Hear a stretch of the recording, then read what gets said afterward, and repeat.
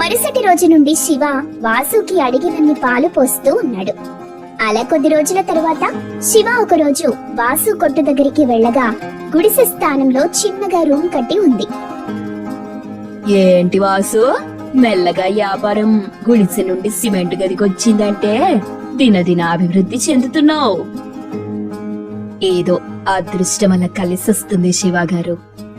ఈ మధ్య పెద్ద పెద్ద ఇళ్లలో శుభకార్యాలకు మన కొట్టు దగ్గర నుండే మిఠాయిలు తీసుకెళ్తున్నారు. అది చెప్పు ముందు, ఇంక నీ పంట పండినట్టే పో అని. మరికొన్ని రోజులు గడిచాక వాసు మిఠాయి వ్యాపారం చాలా బాగా నడవడంతో మెల్లిమెల్లిగా వాసు శివ లాంటి పెద్ద బంగ్లా కట్టాడు.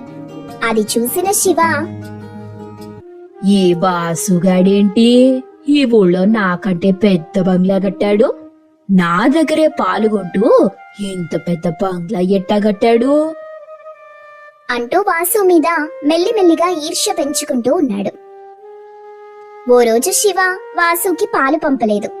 దాంతో వాసు శివ దగ్గరికొచ్చి, ఏంటండి శివగారు, ఈ రోజు పాలు పంపించలేదు, ఎందుకండి? ఎందుకా?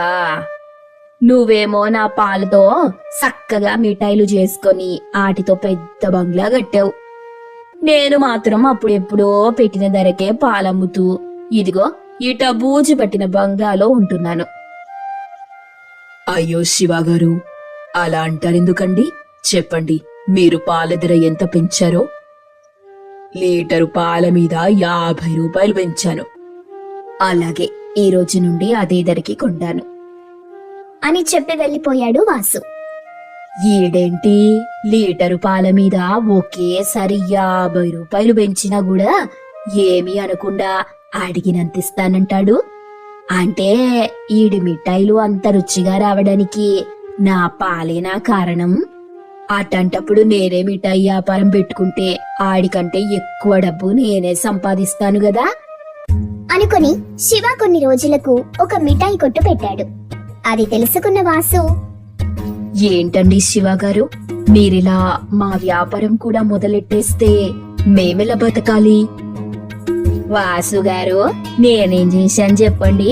నాకెప్పటి నుండో కల మిఠాయి కొట్టు పెట్టుకోవాలి అని. ఇదిగో ఈ రోజు ఆ కల నెరవేర్చుకున్నా. అన్నట్టు మర్చిపోయాను, రేపటి నుండి పాలు మీకు పోయలేను.